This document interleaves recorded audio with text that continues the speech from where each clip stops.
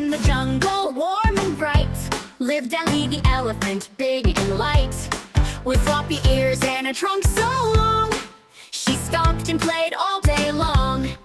But one fine day, with a little breeze, Ellie felt a tickle, oh no, a sneeze. Her trunk wiggled, her eyes squeezed tight, and then, oh dear, what a sight! Achoo, achoo, hold on tight. Ellie sneezes, reach the height. Cover quick, or you might fly like a kite up in the sky. With the whoosh, the trees bent low, leaves went swirling to and fro.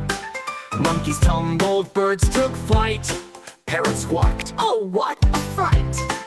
Ellie gasped and gave a frown, her big sneeze shook the ground. She sniffed again, oh not once more. The jungle animals ran for the door.